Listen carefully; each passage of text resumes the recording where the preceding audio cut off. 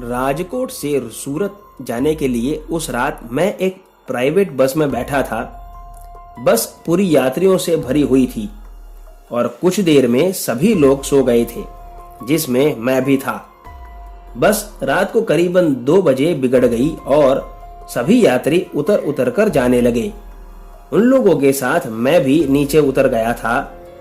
कुछ दूर आगे पैदल जाने के बाद पता चला कि सूरत ज्यादा दूर नहीं था, ऑटो करके भी जाया जा सकता था। मुझे एक बाइक वाले ने कुछ दूर तक लिफ्ट दे दी और उसके साथ मैं तकरीबन सूरत शहर पहुंच ही गया था। उस बाइक वाले ने मुझे जिस जगह पर ड्रॉप किया था, वहां से मैं वापस पैदल चलकर जाने लगा। तभी मैंने देखा कि एक ऑटो वाला रोड के साइड में खड़ा है। मैं खुश हो गया कि मुझे लगा कि अब तो मैं जल्दी ही घर पहुंच जाऊंगा। मैं जैसे ही ऑटो वाले के पास गया, देखा तो ऑटो वाला सो रहा था।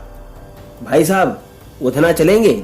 मैंने ऑटो वाले से कहा। वो जगह मेरे सामने देखा और बोला कि पीछे जो बैठे हैं उनको पूछ लो।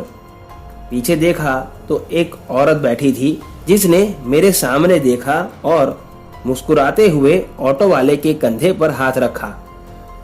उस ऑटो वाले ने मुझे कहा कि बैठो, लेकिन मैं तो यही सोच रहा था कि अभी जब ऑटो वाले को पूछा था तब तो ये औरत यहाँ नहीं बैठी थी, अचानक से कैसे आकर के बैठ गई।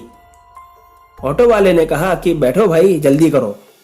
मैं पीछे उस औरत के पास बैठ गया और वो ऑटो वाला ऑटो चलाने लगा। उस औरत से मुझे कुछ अजीब सी बदबू आ रही थी और वो औरत भी थोड़ी थोड़ी देर बाद गुर्राती थी।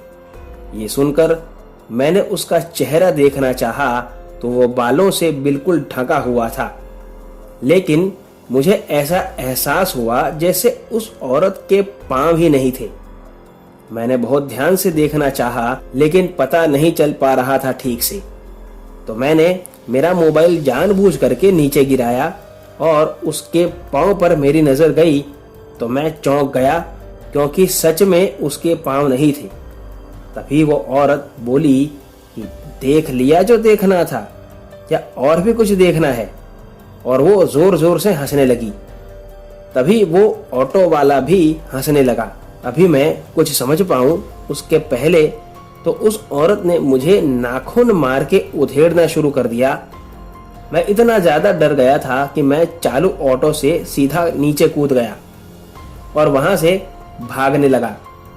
मुझे ये लगातार महसूस हो रहा था कि मेरे पीछे वो ऑटो आ रहा था, लेकिन मुझे पता था कि रुकने का मतलब मौत ही है। मैं 3 से 4 मिनट ही भाग पाया था कि मैंने देखा कि अब मेरे पीछे कोई नहीं आ रहा है। मुझे उसी वक्त रियलाइज हुआ कि मैं हनुमान जी के मंदिर के पास खड़ा हूँ। मैं वहीं मंदिर के पास ही बैठ गया।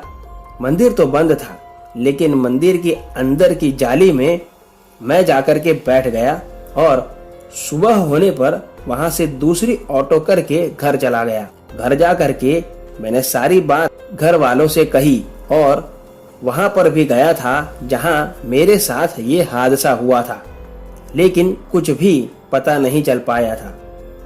दोस्तों, आज की कहानी में बस इतना ही। अगर आपको कहानी पसंद आई हो तो वीडियो को लाइक और चैनल को सब्सक्राइब जरूर करें। और अगर आपके पास भी ऐसी कोई कहानी है तो मेरे साथ मेरे ईमेल पर जरूर शेयर करें, जो डिस्क्रिप्शन बॉक्स में दिया है। आप देख रहे थे आहट एक अनहोनी की कश्यप के साथ। तो मिलते हैं अगली कहानी में, तब तक स्टे सेफ। धन्यवाद।